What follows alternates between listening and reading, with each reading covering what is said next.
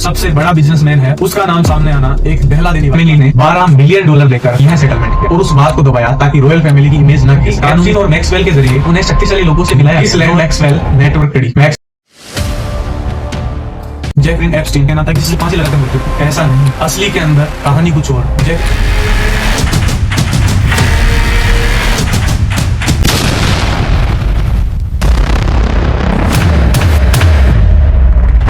मामले इतिहास में सजाओं से ज्यादा सवाल छोड़ के जाते हैं, जैसे कि जेफरी एप्स्टीन का मामला।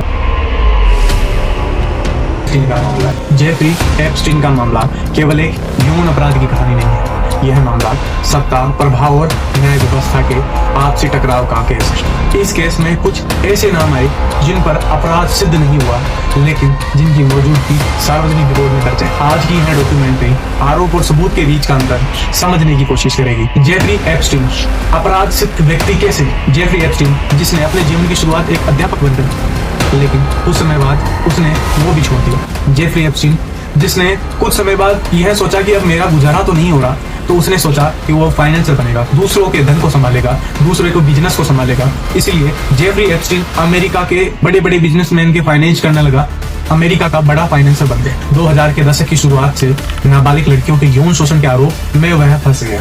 2008 में फ्लोरिडा में एक PR डील, 2019 में न्यूयॉर्क में फेडरल सेक्स ट्रैफिकिंग चार्ज के अंदर उसे जेल, लेकिन अगस्त 2019 के अंदर जेल के अंदर उसे आकस्मिक मृत्यु हो गई।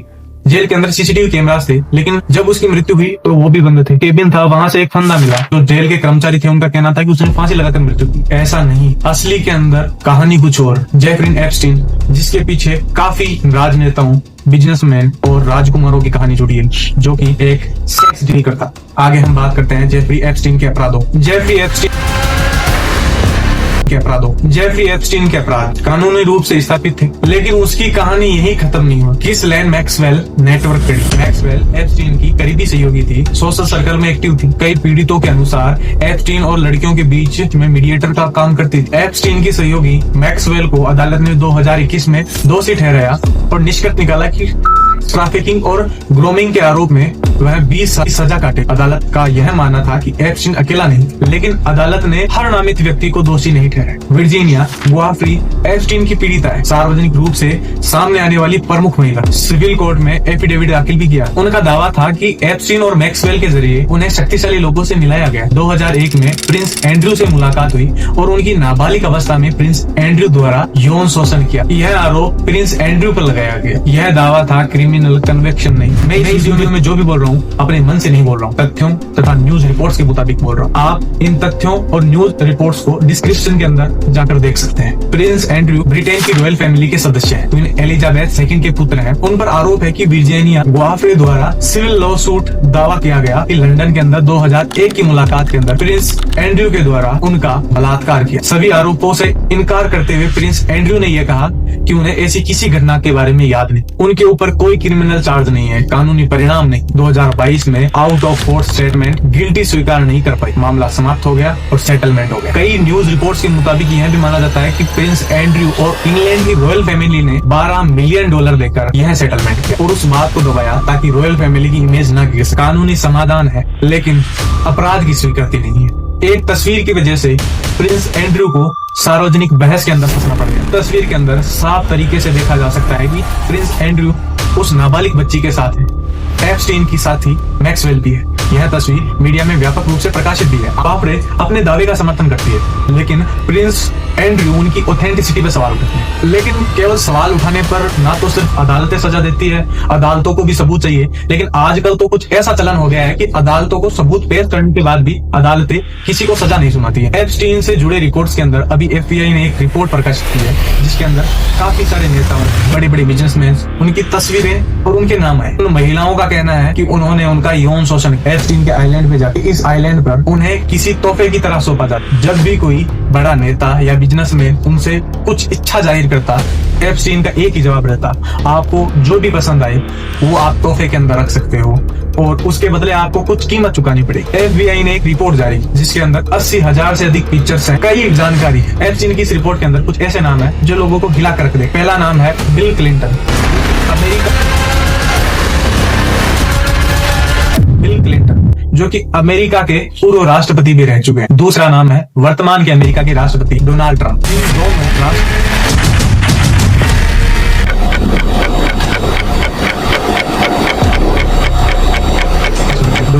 इन दोनों राष्ट्रपतियों की तस्वीरें शोषित लड़कियों के साथ में दिखी हैं। उन लड़कियों का कहना है कि इन्होंने हमारे साथ बार बार शोषण किया। इस FBI की रिपोर्ट के अंदर काफी बिजनेसमैन की तस्वीरें भी देखने को मिली। सबसे बड़ा बिजनेसमैन है, उसका नाम सामने आना एक दहला देने वाली बात है। माइक्रोसॉफ्ट के को फाउंडर बिल गेट्स, उनकी एक तस्वीर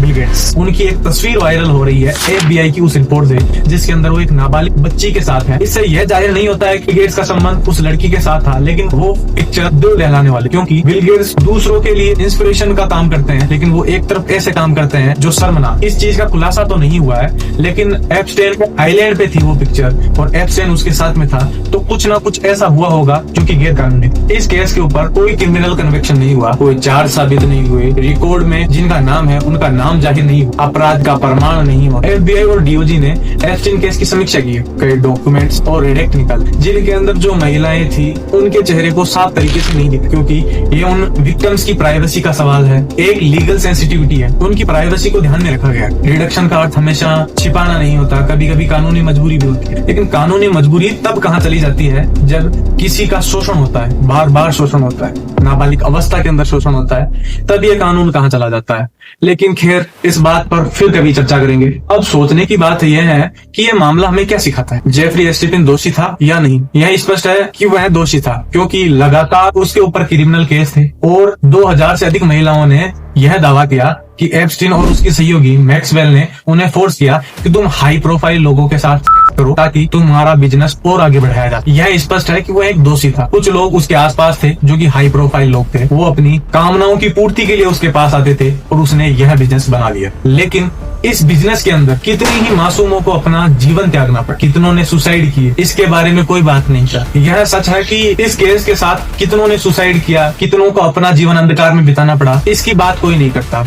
यह सच भी है, लेकिन न्याय प्रणाली इसे आरोप नहीं मानती। न्याय प्रणाली सबूतों पे चलती है। यह केस हमें सिखाता है कि सत्ता के पास पहुंचना आसान हो सकता है, लेकिन सत्ता को दोषी ठहराना तब तक असंभव है जब तक सबूत अदालतों के स्तर पर न खरा हो। अदालतों के स्तर पर अगर खरा उतरने की उसकी बारी भी आ जाए, तो सत्ता एक ऐसी चीज है जो उसे गलत ठहरा देगी। कुछ मामले इतिहास में सजाओं से ज्यादा सवाल छोड़ के जाते हैं, जैसे कि जेफरी एप्स्टीन का मामला।